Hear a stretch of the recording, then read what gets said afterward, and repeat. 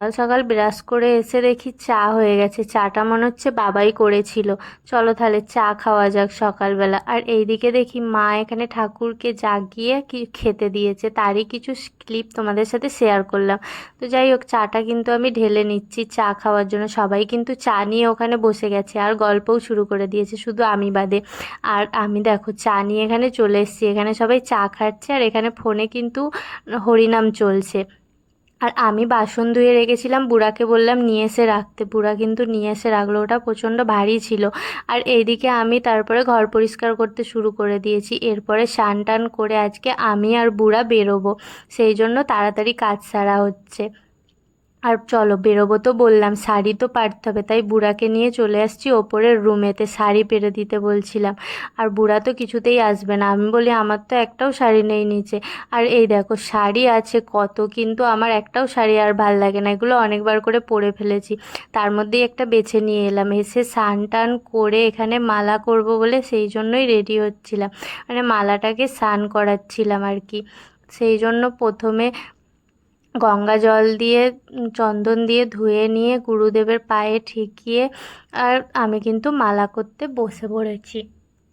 যাই হোক, ওইদিকে কিন্তু মা সাইডে পুজো দিচ্ছিল, মানে প্রত্যেক দিনের যে পুজো হয় সেই পুজোই দিচ্ছিল, আর আমি সাইডে মালা করছিলাম। তারপরে আর কি চলো যাই, কারণ আমাদের দুজনকে তো বেরোতে হবে, তাই আমি এই যে শাড়িটা পরে খেতে বসে পড়েছিলাম, কারণ প্রচণ্ড খিদে পেয়েছিল আর না খেয়ে এতটা রাস্তা যাব না। তাই খাওয়া দাওয়া করে আমি আবার সাজগোজ করতে বসে পড়েছি, কারণ শুধু শাড়িটা পরেই খেতে বসে পড়েছিলাম। এবার আমি হার পরে নিলাম, একটু কানের পরে নিলাম, কারণ সবসময় কানের পরে আমি থাকতে পারি না, অভ্যাস নেই তো।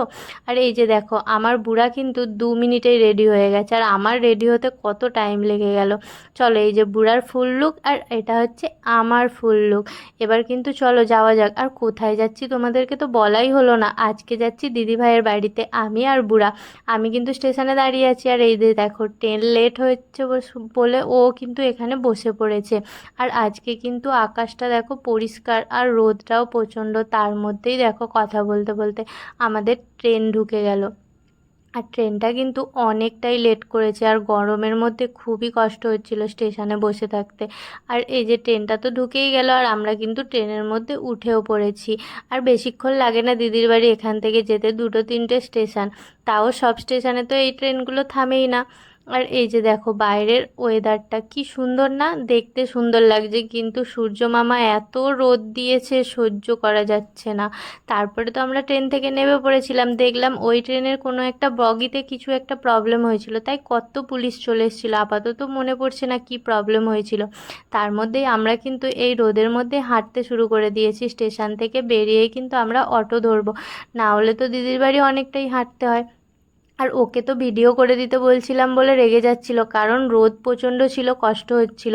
তার মধ্যেই আমরা দোকান থেকে হরলিক্স নিয়ে নিলাম আর নিয়ে নেব একটু মিষ্টি, তারপরেই কিন্তু আমরা চলে যাবো দিদির বাড়ি। তো যাই হোক, দিদির বাড়ি কিন্তু আমরা চলে এসেছিলাম, আর ঠাকুমা কিন্তু এখানে আগে থেকেই ছিল, কারণ দিদির শরীরটা একটু খারাপ ছিল তাই। আর ও তো খেয়ে আসেনি, সেই জন্য মুড়ি মিষ্টি সব কিছু দিয়েছিল খেতে, কিন্তু আমি একটুও খাইনি, ও খেয়েছিল।